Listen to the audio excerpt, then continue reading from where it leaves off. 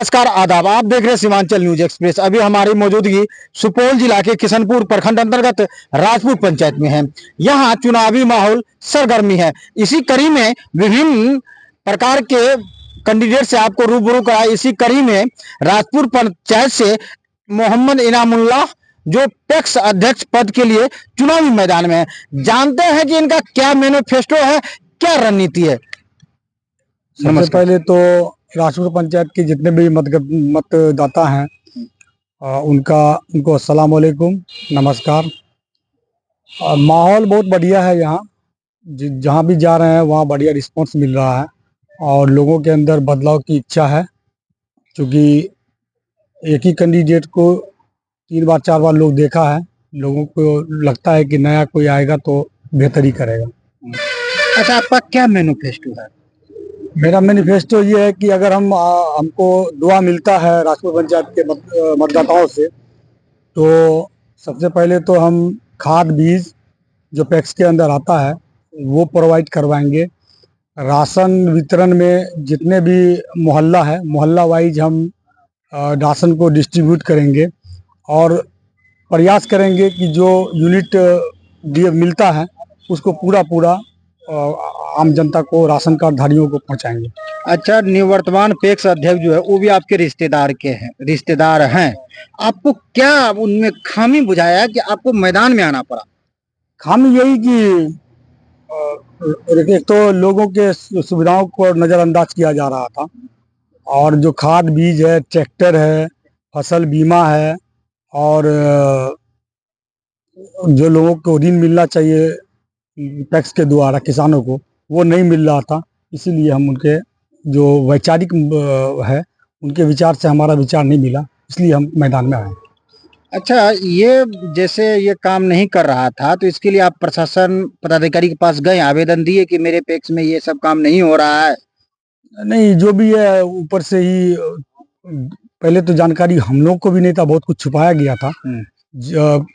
उसी कड़ी में जैसे मान लीजिए कि हम लोग को तो पता ही नहीं था कि प्रबंधक का भी चुनाव होता है, सदस्यों का भी चुनाव होता है। कई लोग पूरे पंचायत में बहुत शायद ना के बराबर लोगों को इस बात की जानकारी थी कि सदस्यों को जो है कम से कम जब जो निर्वाचित सदस्य हैं उनको बैठा करके कोई मशवरा वगैरह भी लिया जाना था, वो सब भी नहीं लिया जा रहा था और जानकारी बहुत कुछ छुपाई गई थी। हम लोग थोड़ा धीरे धीरे जो है उस जानकारी को अर्जित किए और फिर मैदान में आए। अच्छा, आपके पैक्स में, राजपुर पैक्स में ट्रैक्टर सुविधा है, दिया हुआ ट्रैक्टर है? नहीं, ट्रैक्टर नहीं है, और सही बात है कि ट्रैक्टर होना चाहिए था। मान लीजिए छोटे मोटे के जो किसान है उनको किसी दूसरे ट्रैक्टर लोगों के पास जाकर के, अभी हमारा खुद का एक ट्रैक्टर है जिससे हम लोगों का धान वगैरह उगाई करते हैं, उसे घर पहुंचाते हैं या पैक्स भी जाता है, तो ये होना था जो कि नहीं हुआ। अच्छा, अभी आपके यहाँ पैक्स गोदाम है, किसान का धान क्यों खरीदा जा रहा है? कई जगह से शिकायतें आई, बहुत सारे लोग हैं, नाम नहीं बोलेंगे, लेकिन कई लोगों ने शिकायत की कि हमारा धान गया था लेकिन धान को वापस कर दिया गया। कई लोग इस तरह के पंचायत में, हम लोग पंचायत भवन के दौरान कई लोगों से जब बात हुई तो वो इस तरह की शिकायतें काफी देखने को मिली है। अच्छा, जनता से क्या कहना चाहते हैं आप? जनता से यही कहना चाहते हैं कि हमको इस बार मौका दीजिए। बहुत ही विनम्रता पूर्वक हम आशा करते हैं कि हमको मौका दीजिएगा तो जितने भी पैक्स में सुविधाएं हैं उसको हम धरातल पर लाएंगे और सबकी सेवा और सबको समान रूप से हम सम्मान देंगे। अच्छा, आपके यहाँ पीडीएस है पैक्स में, उसका क्या सुचारू रूप से चल रहा है? नहीं, बिल्कुल नहीं चल रहा है, सुचारू ढंग से नहीं चल रहा है। अच्छा, अभी जो निवर्तमान पैक्स है इसका कार्यकाल कैसा रहा?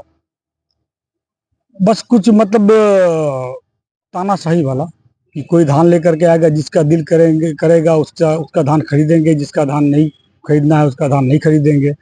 और मतलब गिने चुने 2-4 लोगों के अलावा। और सबसे बड़ी समस्या ये इसमें रही है कि धान जो है, मान लीजिए अभी एमएसपी जो है वो 250 रुपये का है और जो लोग बनिया वगैरह है वो 18 रुपये खरीद रहे हैं। दिक्कत ये आ रही है कि मान लीजिए अगर डायरेक्ट पैक्स में धान जाता, और धान में अब ये भी प्रावधान है पैक्स के अंदर कि आप धान देते हैं तो 24 घंटे के अंदर आपको पेमेंट करना होता है। कई किसानों की शिकायत ये रही कि 2-2 महीना के बाद पैसा मिला, 3 महीना बाद पैसा मिला। मान लीजिए धान का समय अभी है, तो धान के समय में अगर धान देते हैं और पैसा अगर तुरंत हाथों हाथ मिलता है, 24 घंटे के अंदर मिलता है, तो उस पैसे को अभी गेहूं के बुआई में वो काम आता। वो शिकायतें हम लोग को कई वर्षों से सुनने को मिल रहा है कि पैसा समय पे नहीं दिया जाता है।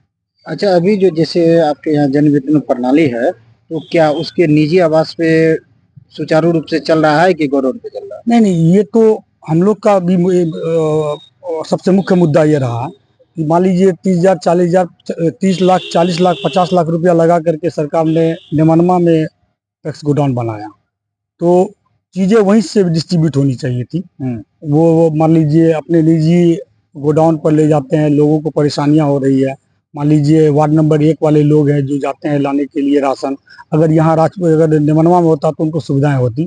और 3 नंबर वार्ड आपका मधुरा, वहाँ से लोग राशन लेने के लिए बेला टेरा आप जाते हैं। मान लीजिए सड़क इतनी ज़्यादा दुर्घटना होता रहता है इन सड़कों पे, तो लोगों को चिंता रहती है कि पता नहीं बच्चा गया है तो क्या होगा नहीं होगा। तो हमारा तो ये कहना है कि अगर हम आते हैं तो आपको चाहे 3 नंबर वार्ड हो या बेला टेरा में भी, ऐसा नहीं है कि हर मोहल्ला में बेला टेरा हो, निमनमा हो या राजपुर मधुरा हो, इन सब जगहों पर हम उनको मतलब मोहल्ला मोहल्ला राशन पहुंचवाएंगे। तो ये हमारा ये संकल्प है। क्या नाम हुआ आपका? मोहम्मद अनामुल्लाह रहमानी। क्या छाप है आपका? मेरा चुनाव चिन्ह है किताब छाप, 3 नंबर पे है। कितना कैंडिडेट है चुनाव मैदान में? डमी कैंडिडेट को छोड़ दिया जाए तो 4 कैंडिडेट मुख्य रूप से है। कुल कितना है? 7 कैंडिडेट है। आपका किताब छाप है जी। देखिए, ये थे एंड करके जरूर बताइएगा। कैमरामैन के साथ नदीम राजा, सीमांचल न्यूज एक्सप्रेस, सुपौल, बिहार।